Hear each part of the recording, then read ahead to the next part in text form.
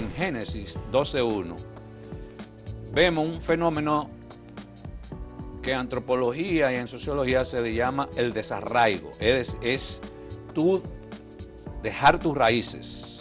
Y estoy hablando de la propia narrativa bíblica porque ella se convierte para los israelíes en su título de propiedad de un territorio que tenía dueños. La etnia semita la componen los hebreos, los árabes y otros grupos que provienen de una misma rama lingüística.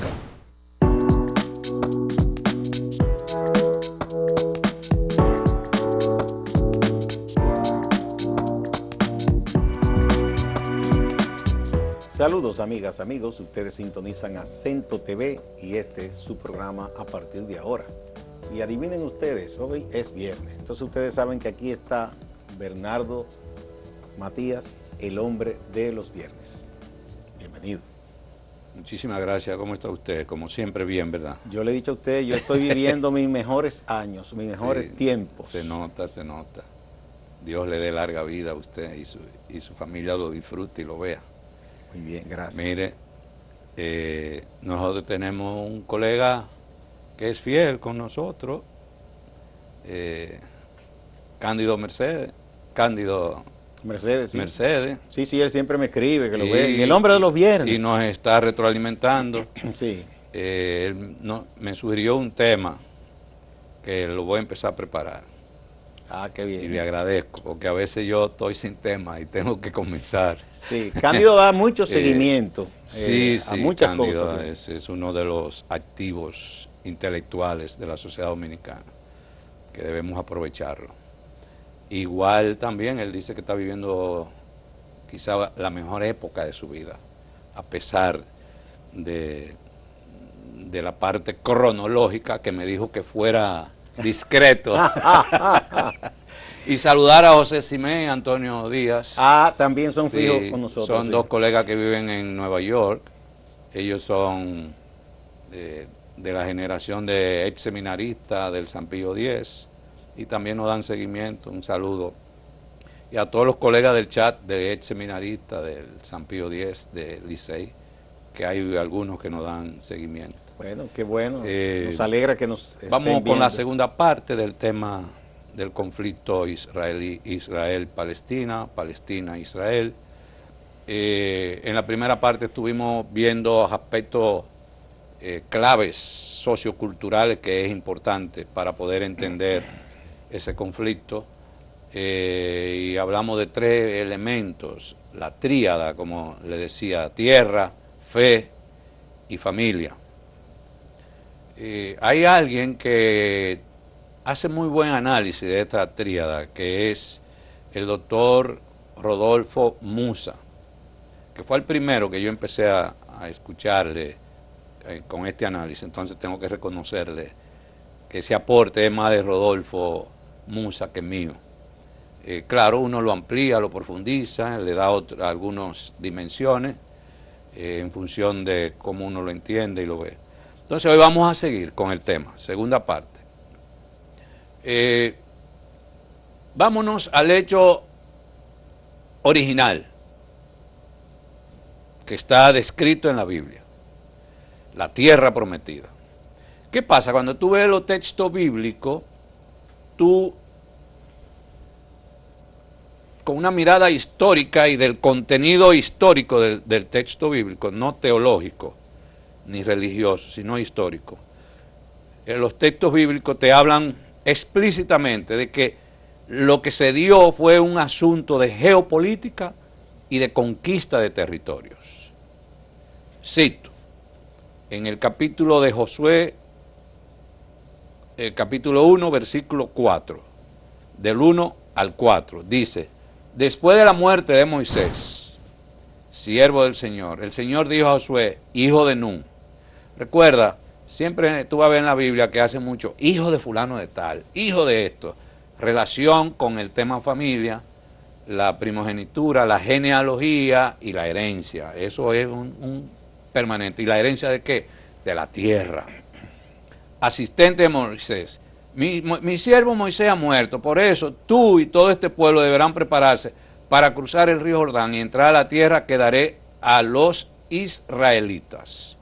Tal como prometí a Moisés, les entregaré a ustedes todo lugar que toquen sus pies. Eso es conquista. Su territorio se extenderá desde el desierto hasta el Líbano y desde el gran río Éufrates, tierra de los hititas. Es decir, allí había gente. Hasta el mar Mediterráneo que se encuentra al oeste. Bueno, los hititas iban perdiendo ahí entonces.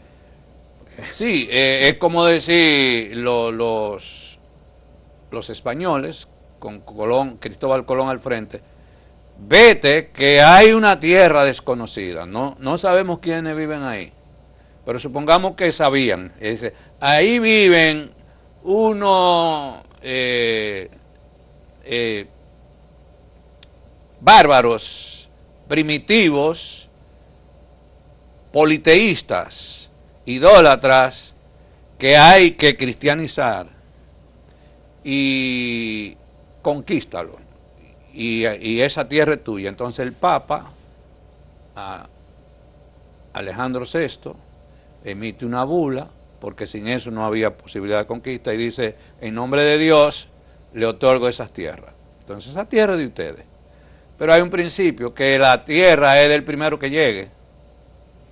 En el proceso de expansión migratoria del ser humano, en la evolución, los movimientos migratorios desde sus orígenes, el primero que llegó ahí, esa es su casa. Esa es su tierra. Sí. El que llegó después de ti o es un invitado o es un invasor. ¿O no? Es así. Es así.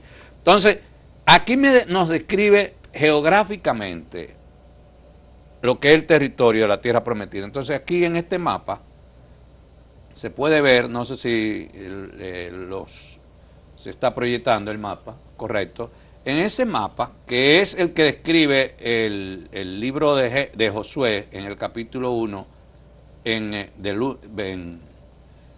1 al 4, dice, ahí estaban, todo ese territorio estaba Filistea, entonces tierra de los filisteos, Edom, tierra de los edomistas, Moab, tierras de los moabitas, Amón, amonista, Fenicia, tierra de los fenicios, y Siria, tierra de los sirios.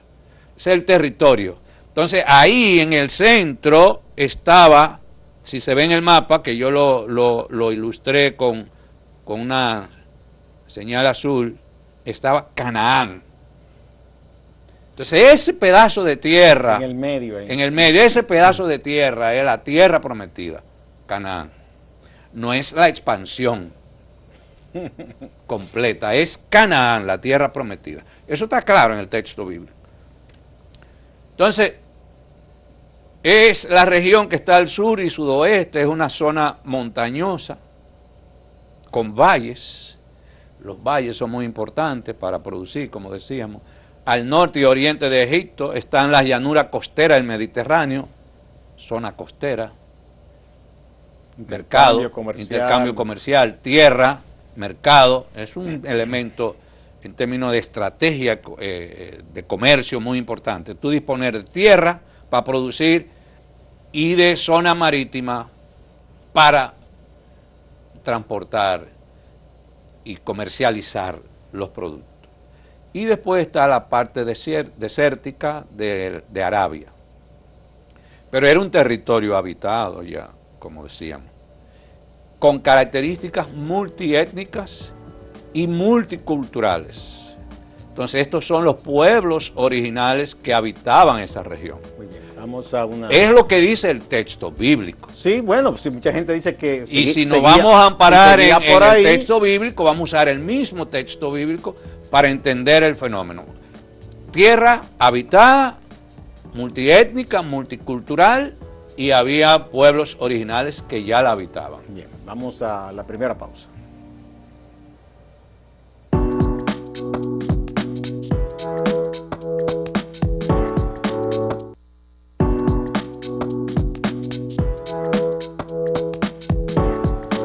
Continuamos con Bernardo Matías, el hombre de los viernes.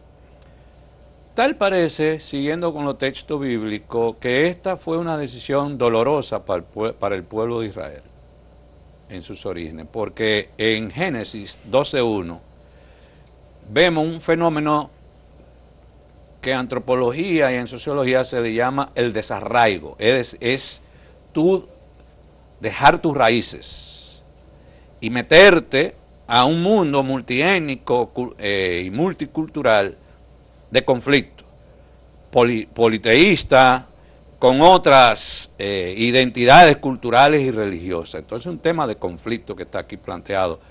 El texto dice, ahora bien, Dios había dicho a Abraham, vete de tu tierra.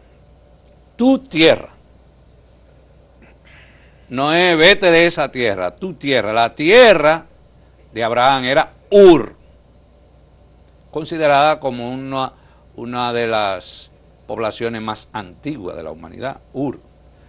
Y de tu parentela, y de la casa de tu padre. Es decir, estamos hablando de tus raíces, tu tierra, tu familia, tus padres, o tu padre en singular, a la tierra que te mostraré. Ahí está diciendo, deja tu tierra a la tierra que te mostraré. Y haré de ti una nación grande y te bendeciré, engrandeceré tu nombre y serás una bendición. Que por cierto, hay un texto bíblico que habla de que Dios le dice a Abraham, te bendeciré a ti y a toda tu descendencia.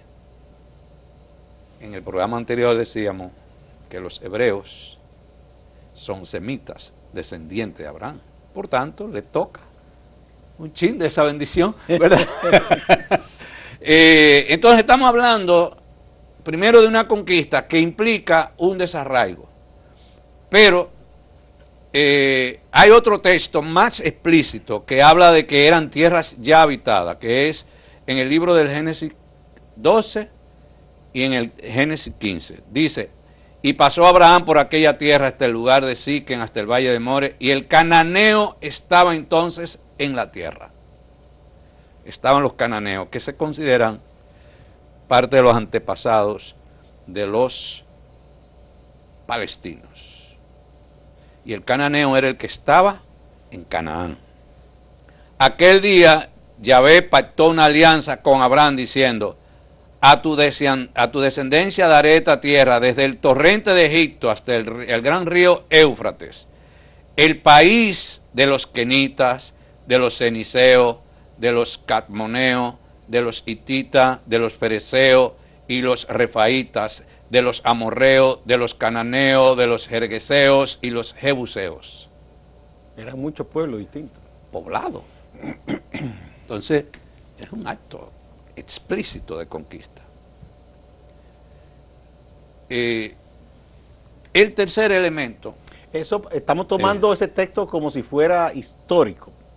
Sí, porque es de donde también se construye parte de la historia. No de la historia, sino del relato de quienes defienden el derecho que tiene el pueblo de Israel de conquistar como una los heredad, territorios. como una heredad de Dios. Basado en un contenido esencialmente religioso, donde se dice que esa fue la tierra que Dios le prometió al pueblo de Israel. Por tanto, pero en ningún momento, aunque hay un solo texto que habla, que dice sácalo de ahí, pero en la mayoría de los textos, que son como unos 16 que hay en la Biblia, habla explícitamente de que tenían que sacar a todos esos pueblos e imponerse.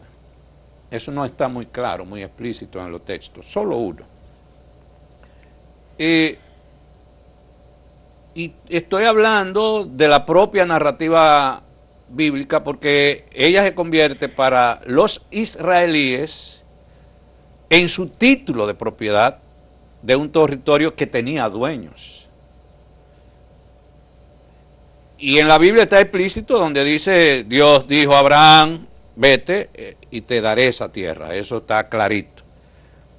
Pero los israelitas han tomado eso como si fuera el título de propiedad. Bueno, ellos dirían que no había catastro en ese tiempo. Y ellos han tomado. Pero por que ahí. ese ha sido una constante en las conquistas históricas en el mundo. Los mismos musulmanes conquistaron pueblos a nombre de Alá. Sí. Y donde quiera que llegaban, imponían la religión musulmana. Los europeos conquistan pueblos a nombre de Dios, bajo la autoridad del Papa, y donde quiera que llegaban, imponían su fe religiosa. Y mira lo que pasó con el Y ese es el fenómeno histórico que debemos entender. Con el territorio de Brasil, que los portugueses alegaron la existencia de un documento de la iglesia y un acuerdo entre España y Portugal, y tuvieron que cederle esa tierra de Brasil a ellos. Sí, porque hacía falta una bula papal. Sí. Las bulas papales están referidas a asuntos administrativos y políticos de la iglesia. Ya hay otros documentos que son de dogma y de asuntos de fe. No es lo mismo. La bula son temas de política y de administración. Entonces estamos hablando, hay un fenómeno que es bueno destacar, que este movimiento demográfico y de conquista de territorio se da en un momento en que el pueblo de Israel tiene una crisis de seguridad alimentaria, de sequía, de escasez y de hambruna. En ese momento, está descrito en los mismos textos bíblicos. Por eso necesita tierra fértil. ¿Y cómo lo llama la misma Biblia a Canaán? Tierra que emana leche y miel. Es sinónimo de fertilidad. Y yo necesito tierra fértil porque estoy pasando una crisis de hambruna. Entonces ahí viene el elemento, que ya esto es más teológico, es la experiencia religiosa y de Dios que tiene un pueblo. Cada pueblo tiene una manera de vivir su experiencia. La Biblia está dividida en 3 experiencias. La experiencia del pueblo de Israel, la experiencia de lo que eso es el Antiguo Testamento, la experiencia de los que vivieron con Jesús, es el Nuevo Testamento, y la experiencia de la iglesia naciente, que son las cartas de Pablo y de otros apóstoles, el Apocalipsis, el libro de los Hechos. Son 3 momentos de experiencia de Dios de un pueblo o de un grupo. Y entonces, el pueblo de Israel lo que escribe es su experiencia como pueblo y cómo concibe y ve a Dios. Y eso es lo que aparece en el texto, pero el fenómeno histórico es de un pueblo que está teniendo necesidad de tierra, quiere conquistar y dice que Dios le está dando esa tierra. Entonces, para el judaísmo, la coexistencia con pueblos politeístas era casi impensable, a pesar de que el pueblo de Israel cayó varias veces en prácticas politeístas.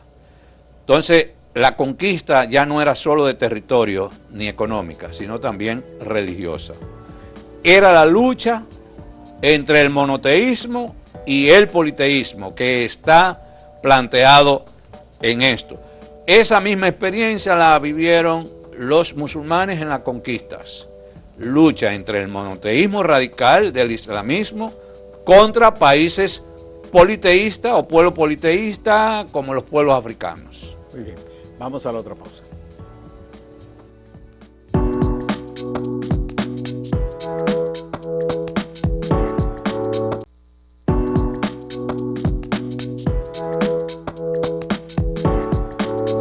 Continuamos con el hombre de los viernes, con este tema que es un tema fascinante y en estos momentos a mucha gente le interesa comprender. Quiero pasar a otro punto. Se usan, en medio de este conflicto, se usan muchas palabras que la gente no entiende y que tienen un contenido político, cultural, religioso. Y yo quiero explicar cada una de esas palabras para cuando leamos una noticia podamos entenderla un poquito mejor. 1. judío. La palabra judío no es lo mismo que judaísmo. Judío es una identidad étnico-cultural de los pobladores descendientes de los hebreos y que habitaron el denominado Levante del Mediterráneo. El Levante es una zona geográfica ahí del Mediterráneo. Entonces, judío es una identidad étnico-cultural de los pobladores descendientes de los hebreos. Pero el judaísmo es la religión monoteísta de los judíos creyentes. Yo puedo ser judío, pero no judaísta. Sí, puede ser un judío que sea cristiano. Hay judíos cristianos, hay judíos musulmanes islámicos, hay judíos ateos, los de tradición europea socialista, y los que están en los kibbutz, muchos de los judíos que están en los kibbutz, que son comunidades con relaciones comunitarias, solidarias. Están los judíos bahaístas, del bahaísmo, que es otra religión monoteísta que hay, que en Israel se encuentra el templo principal del bahaísmo, de los bahaístas, que aspiran a una religión universal y propugnan por la paz universal del mundo. Los judíos bahaístas, por tanto, no están de acuerdo con guerras. Entonces, el judaísmo es la religión y judío es la identidad étnica. Israelitas no es lo mismo que decir que no es sinónimo de judío. Yo puedo ser israelita sin ser judío. A ver, explica esa bien. Y hay otra palabra que es israelí. También. Israelitas fueron los habitantes del pueblo de Israel, el pueblo de Jacob, Isaac, Abraham, proveniente de la tierra de Ur. El gentilicio, los habitantes del antiguo reino de Israel. Digamos, corrigiendo, yo puedo ser israelí, pero no ser judío. Porque el israelí es la ciudadanía, la nacionalidad, que pertenecen al Estado moderno de Israel. Cuando estuve por Israel, el gran hallazgo que yo me encontré es que el 20% de la población de Israel no son israelíes, o israelí en términos único, singular. No son israelíes. Hay muchos hebreos israelíes, argentinos, europeos, africanos, especialmente que provienen de Etiopía, africanos etíopes, que son israelitas, y algunos de ellos son judíos, practicantes, y otros no.